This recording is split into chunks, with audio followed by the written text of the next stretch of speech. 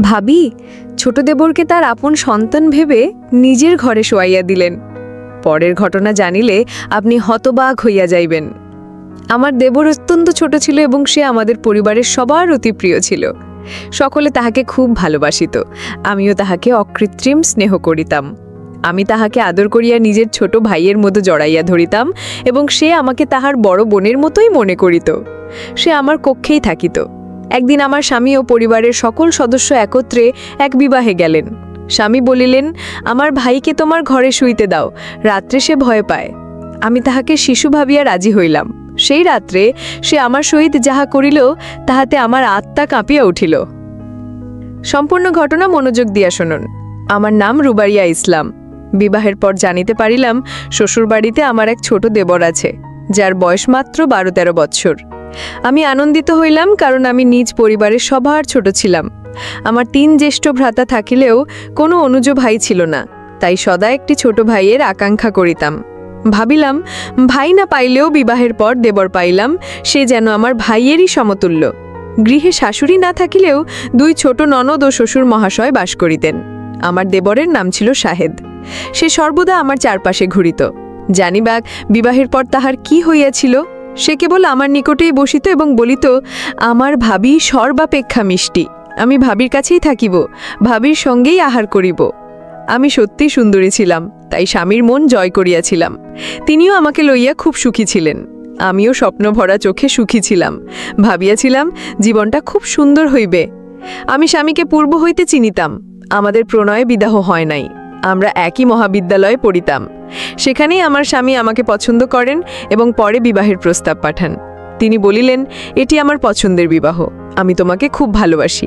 সর্বদা আমার পরিবারকে সম্মান করিও, তাহাদের যত্ন লইও। আমার জীবনের একমাত্র অনুরাগ আমার ছোট ভাইয়ের প্রতি। আমি সারা জীবন শহরের বাহিরে কাটাইয়াছি, পরিবারের সহিত খুব কম সময় যাপন করিয়াছি। যখন ফিরিলাম, শাহেদের বয়স ছিল 7 বৎসর। 6 বছর পর আমি তাহাকে দেখিলাম। তখন আমি খুব খারাপভাবে আটকাইয়া পড়িয়াছিলাম, তাই এখন পরিবারের সহিতই থাকিতে চাই। প্রথমে পড়াশোনা, পরে চাকরির কারণে দূরে থাকিতে হইয়াছে। এখন আমি পরিবার লইয়াই থাকিব। তুমিও তো আমার পরিবার, কখনো ইহাদের সহিত বিবাদ করিও না। আমি নিজের সংসার পাতিবার আশায় আসিয়াছিলাম। সবার সহিত সুসম্পর্ক রাখিব বলিয়া স্থির করিয়াছিলাম। যখনই কোনো খাদ্য রান্না করিতাম প্রথমে শাহিদকেই দিতাম। ইহাতে সে খুব খুশি হইত। মাঝে মাঝে সে বাহির হইতে আমার জন্য নানাবিধ জিনিস কিনিয়া আনিত। আমি তাহাকে এত ভালোবাসিতাম যে প্রায়ই আদর করিয়া ছোট ভাইয়ের মতো জড়াইয়া ধরিতাম। আমরা যখনই বাসা হইতে বাহির হইতাম, শাহেদ অস্থির হইয়া উঠিত। একবার আমি মামার বাড়ি 3-4 দিন থাকিয়া ফিরিলাম। ফিরিবার সময় দেখিলাম শাহেদ কাঁদিতেছে। আমাকে দেখি মাত্র সে জড়াইয়া ধরিল ও বলিল, ভাবি, তোমাকে খুব মিস করিয়াছি। সকলে বলিত, সে তোমাকে কত ভালোবাসে, কিন্তু সে বিদ্যালয়ে যাইত না। সকলে বলিত, এটি খুব খারাপ অভ্যাস, তাহার তো বিদ্যালয়ে যাওয়া উচিত।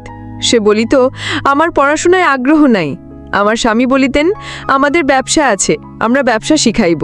পড়াশোনা যাদের চাকরির প্রয়োজন, আমার ভাইয়ের কি দরকার? আমি পরিশ্রম করিয়াছি যাহাতে আমার ভাই নিশ্চিন্তে থাকিতে পারে। তাই সে সবার প্রিয় পাত্র ছিল। সে কিছুটা অবাধ্য ছিল, মাঝে মাঝে বড় বোনদের সহিত রূঢ় ব্যবহার করিত, কিন্তু আমার সহিত সর্বদা সম্মানজনক আচরণ করিত। একবার আমার ননদের সহিত আমার ছোটখাটো বাকুবিতণ্ডা হইল। তখন সে নিজের দিদিকেই ধমক দিয়া বলিল, তুমি এমনভাবে কথা বলিতেছ যেন ভাবি খাদ্যে খুব লবণ দিয়াছে। তুমি কি জানো না ভাবি খুব ভালো রান্না করে? ভাবি আসিবার ঠিক পূর্বে তুমি বিরিয়ানিতে অতিরিক্ত রম দিয়া পরিবারের সবার পেট খারাপ করিয়াছিলে, সেটাও সকলে মনে রাখিয়াছে। তার জন্য 1000 টাকার বিরিয়ানিতে 4500 টাকা খরচ হইয়াছিল। আমি হাসিলাম আর আমার ননদ তাহাকে বকিতে লাগিলেন। শাহেদ আমাকে এইভাবে সমর্থন করিত। এইভাবে আমরা যেন এক দলে পরিণত হইলাম। সে বলিত, আমি কেবল তোমার পাশেই থাকিব, সর্বদা সমর্থন করিব।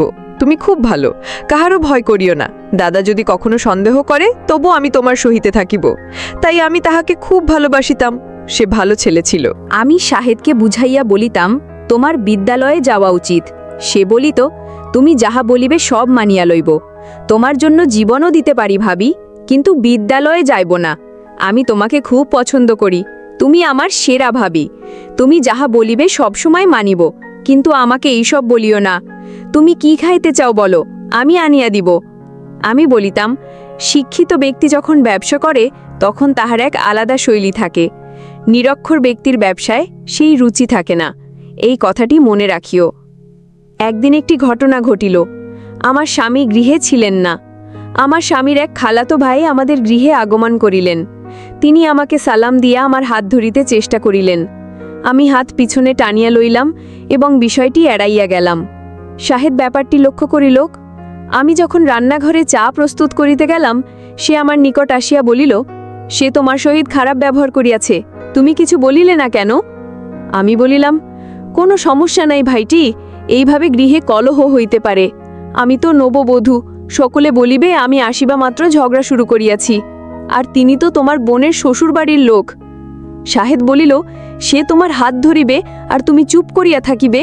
কে তোমাকে এই আচরণ শিখাইয়াছে? যদি কেহ তোমাকে উত্ত্যক্ত করে, তুমি তাহাকে কিছু বলিবে না?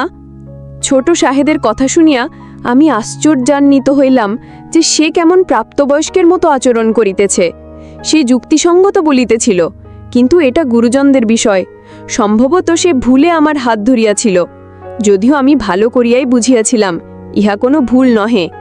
সেই ব্যক্তি আমার দিকে অদ্ভুতভাবে তাকাইয়াছিল। আমি শাহিদকে বলিলাম, ছাড়ো, ভুল হইয়া গিয়াছে, ক্ষমা করিয়া দাও। কিন্তু শাহিদ প্রতিশোধ লইল। সে তাহার চায়ে অত্যধিক লাল মরিচের গুঁড়া দিল। এক চুমুকের পরই তাহার শ্বাসরুদ্ধকর অবস্থা হইল। ঘরে হাস্যরসের সৃষ্টি হইল। অতিথি চলিয়া যাবার পর আমার ননদ শাহেদকে প্রচণ্ড মারিলেন। সে কাঁদিতে কাঁদিতে ছাদে গিয়া 2-3 ঘণ্টা বসিয়া রইল, খাদ্য গ্রহণ করিল না। আমি তাহাকে সান্ত্বনা দিতে ছাদে গেলাম। সান্ত্বনা দিবার সময় সে আমাকে জড়াইয়া ধরিল। হঠাৎ আমি অদ্ভুত কিছু অনুভব করিলাম এবং দূরে সরিয়া গেলাম। সে জিজ্ঞাসা করিল, কি হইল ভাবি? আমি বলিলাম, কিছু না, তুমি আমার সহিত নিচে চলো। খাবার খাওনি কেন? নিচে চলো, তোমার দাদাও আসিতেছেন, তিনি জানিতে পারিলে রাগ করিবেন। শাহেদকে বোঝাইয়া নিচে আনিলাম। সে প্রায়ই আমার সহিত খাইত। একবার তাহার বোন তাহাকে কিছু কিনিয়ে আনিতে বলিলে সে বলিল, খুব গরম, আমি যাইব না। ননদ বলিলেও, মাত্র 6-7 মিনিট পূর্বেই তো ভাবির জন্য জিনিস কিনিয়ে আনিলে। ভাবি কি তোমার খুব প্রিয়? আমি তোমার নিজের বোন, তুমি আমার জন্য যাইবে না? শাহেদ বলিল, তাহার জন্য আমি যে কোনো স্থানে যাইতে পারি, তোমার জন্য রাস্তার মোড়েও যাইব না। দিদি আশ্চর্য ও রাগান্বিত হইলেন। আমিও বিস্মিত হইলাম যে সে আমার জন্য নিজের দিদির সহিত বিবাদ করিতেছে। কাল তাহারা বলিবে আমি উস্কাইয়া দিয়াছি। আমি বুঝাইয়া যাইতে বলিলাম, কিন্তু সে শুনিল না। সে অত্যন্ত জেদি ছিল। একদিন আমার শ্বশুর ও স্বামীকে রাত্রে বাহিরে যাইতে হইল। স্বামী বলিলেন, শাহেদকে তোমার ঘরে শুইতে দাও, সে একা শুইতে ভয় পায়। বোনেরাও বিবাহে যাইতেছে, দেরিতে ফিরিবে। পূর্বে সে বাবার ঘরে শুইত, কিন্তু এখন বোনেরা তাহাকে সঙ্গে লইবে না, তাহাদের সহিত তাহার পটে না। তুমিও একা ভয় পাইবে না। আমি সম্মত হইলাম। রাত্রে তাহাকে আমার ঘরে শুইতে বলিলাম। শাহেদ আসিয়া শুইয়া পড়িল। আমি বিবাহিতা। ঘরে কেবল 2টি খাট ছিল, কিন্তু সেগুলোতে শোয়ার অনুপযোগী। তাই আমি তাহাকে শিশু ভাবিয়া আমার স্বামীর শয্যায় শুইতে দিলাম এবং নিজে একপাশে ফিরিয়া ঘুমিয়া পড়িলাম। কিছুক্ষণ পর তাহার হাত আমার হাতে অনুভব করিয়া জিজ্ঞাসা করিলাম, তুমি কি করিতেছ? সে বলিল, কিছু না, তোমাকে আমার খুব ভালো লাগে। হঠাৎ সে অদ্ভুত ও অশোভন কথা বলিতে লাগিল। আমি লজ্জায় রক্তিম হইয়া উঠিলাম। বলিলাম, এসব কি কথা বলিতেছ? তোমার কি হইয়াছে? কোথা হইতে শিখিলে? সে বলিল, অনেক স্থান হইতে শুনিয়াছি। সে এমনভাবে কথা বলিতেছিল যেন শিশু নহে, একজন যুবক। তারপর সে আমার মর্যাদাহানি করিল। বলিল, আমি 11 বৎসরের বালক নই, আমার বয়স 15 বৎসর। দাদা শহরের বাইরে থাকিতেন, সে কি করিয়া বুঝিবে? কেবল আমার উচ্চতা বাড়ে নাই, কিন্তু ভিতরে আমি শিশু নই। আমাকে ছোট ভাবিয়া মাতৃসুলভ আচরণ করিও না। আমি তোমাকে পছন্দ করি। ভাবে না কেন আমি তোমার জন্য সব করিতাম, তোমার জন্য বোনেদের সহিত বিবাদ করিতাম, তোমার জন্য রৌদ্রে বাহির হইতাম। আমি বলিলাম, তোমার নিকট থেকে এইটে আশা করি নাই। আমি তোমাকে ছোট ভাই মনে করিতাম। তুমি ভাই তো দূরের কথা, মানুষ হইবারও অযোগ্য। আমি পরিবারের সকলকে বলিব।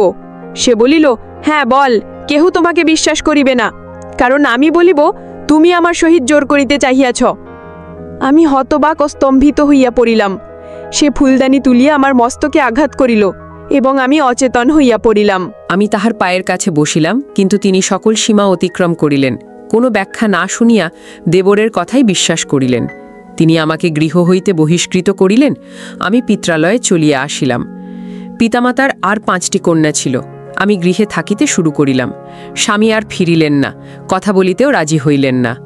পিতা বলিলেন, অন্তত আলোচনা তো কর, বসিয়া সমস্যার সমাধান করা যাক। স্বামী বলিলেন, আপনি আপনার কন্যাকে আপনার কাছেই রাখুন। কিছুদিন পর জানিতে পারিলাম আমি গর্ভবতী, কিন্তু জানিতাম না ইহা দেবরের সন্তান নাকি স্বামীর। আমার জীবন ধ্বংসপ্রাপ্ত হইল। আমি কোথাও কাহারও নহি। মনে হইল আমি জগতের সবচাইতে দুর্ভাগা নারী। আমার পরিবারকে সব বলিলাম। তাহারাও আমাকে দোষ দিতে লাগিলেন। বলিলেন, তুমি বোকা ছিলে, নারীরা বুঝিতে পারে কোন ছেলে কি ভাবিতেছে। আমি বলিলাম, আমি তো তাহাকে শিশুই ভাবিয়াছিলাম, কে জানিবে সে আমার সর্বনাশ করিবে। স্বামীর সহিত কোনো কথাই হইল না।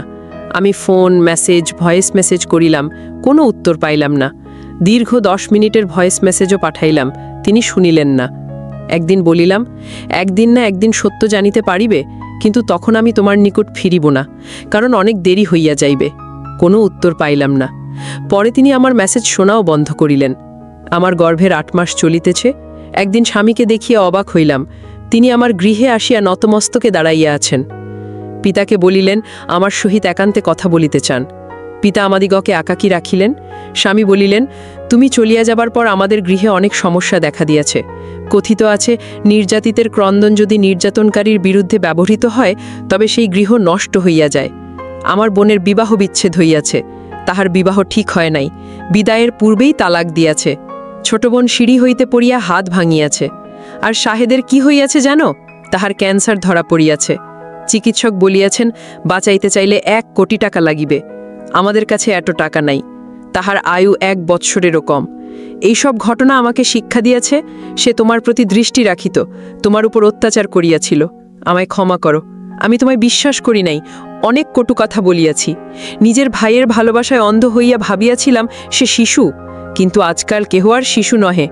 আমি বলিলাম, আমি সেই নারী যাহাকে তুমি গতকাল পর্যন্ত বাজারে বসিবার যোগ্য বলিয়াছ, আজ তাহাকেই ফিরাইয়া লইতে আসিয়াছ। তাহার চোখে জল ছিল। তিনি বলিলেন, দয়া করি ক্ষমা করো।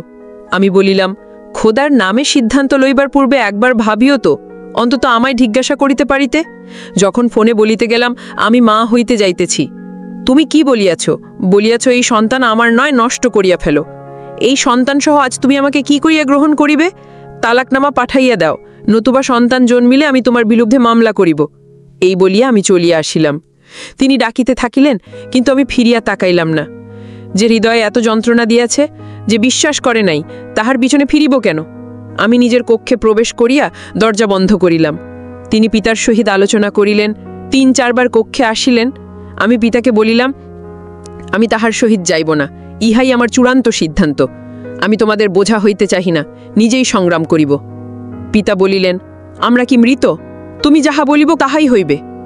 এরপর আল্লাহ আমাকে এক মধুর কন্যা সন্তান দিলেন। সে সময় আমার অবস্থা শোচনীয় ছিল, কিন্তু আমি কন্যাকে সাহসী করিয়া গড়িব বলিয়া দৃঢ় প্রতিজ্ঞ হইলাম। কন্যার জন্মের পর স্বামীর বিরুদ্ধে মামলা করিলাম ও তালাক লইলাম। নিজ গৃহে থাকিয়া টিউশনি পড়াইতে লাগিলাম। ধীরে ধীরে আরও কাজ করিলাম। বালিকা বড় হইলে এক অফিসে চাকরি লইলাম। এখন আমি কন্যার সহিত বাস করি, তাহার যত্ন লই। আমার দেবর এখনও জীবিত আছে। তাহারা বলিয়াছিল তাহার ক্যান্সার হইয়াছিল, কিন্তু সম্ভবত অন্য কোনো রোগ ছিল। এখন আর তাহাদের সহিত কোনো সম্পর্ক নাই। আমার জীবনের এই সিদ্ধান্ত আপনার হাতে সমর্পণ করিলাম।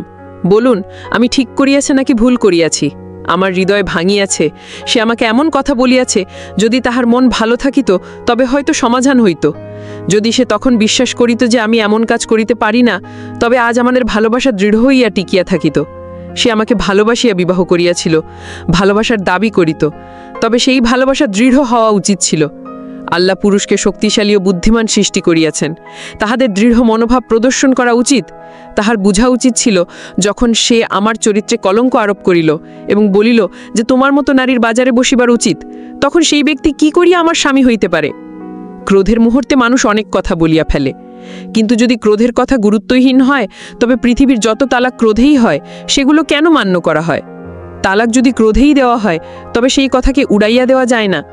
কখনো কখনো ভালোবাসা থাকিলেও তালাক হয়। আমার নিজের সিদ্ধান্তে কোনো অনুতাপ নাই। আমি যদি এমন না করিতাম, তবে না স্বামীর সম্মান রাখিতে পারিতাম, না ভালোবাসিতে পারিতাম। যেখানে সম্মান নাই, সেখানে ভালোবাসা থাকিতে পারে না। আল্লাহ আমাকে এক কন্যা দিয়াছেন, আমি দায়িত্ব লইয়া সারা জীবন তাহার দেখাশোনা করিব। আমার কন্যা আইরিনের জন্মের পর জীবন সহজ ছিল না। সমাজের কটাক্ষ, আত্মীয়দের দুর্ব্যবহার সব সহ্য করিয়াছি। একবার আইরিন জ্বরে পড়িলে রাত্রি ৩টায় হাসপাতালে লইয়া যাইতে হইল। ট্যাক্সি না পাইয়া শিশুটিকে কোলে লইয়া ১.৫ কিলোমিটার হাঁটিলাম। সেই রাত্রে বুঝিলাম মাতৃত্বের শক্তি অসীম। আইরিন এখন স্কুলে যায়। প্রতিদিন তাহাকে প্রস্তুত করিয়া দেই। তাহার স্বপ্ন আমার চেয়ে বড়। সে বলে, আম্মু, আমি ডাক্তার হইব, তোমাকে আর কখনো কষ্ট দিব না। আজ ১০ বৎসর পরও কেহ জানে না সেই রাত্রির সত্য ঘটনা। শাহেদ এখন একটি দোকান চালায়। একবার বাজারে দেখিলাম সে লজ্জায় মাথা নিচু করিল। আমার স্বামী সাবেক পুনর্বিবাহ করিয়াছেন, কিন্তু সুখী নন বলে শুনিয়াছি। আমি একটি ছোট বইয়ের দোকান খুলিয়াছি। আইরিনের স্কুলের পর সেখানে বসি। গতকাল এক গ্রাহক জিজ্ঞাসা করিলেন, আপনার স্বামী? আমি হাসিয়া বলিলাম, আমার জীবন এখন বই আর কন্যার মধ্যে সীমাবদ্ধ। যন্ত্রণা আমাকে পোড়াইয়াছে, কিন্তু ভস্য হইতে ফিনিক্স পাখির মতো জন্মিয়াছি। আইরিনকে বলি, কখনো কাহারও অমূলক ভালোবাসায় বিশ্বাস করিও না। সম্মান আর আত্মমর্যাদাই সত্যিকার ভালোবাসার চিহ্ন। আপনারাই বলুন, আমি কি ঠিক করিয়াছি? আমার কন্যার মঙ্গল কামনায় দোয়া করিবেন। এই কাহিনী আমার জীবনের সত্য ঘটনা। ভালো লাগিলে আপনার মতামত জানাইবেন। ধন্যবাদ। আনতে রুবাইয়া ইসলাম।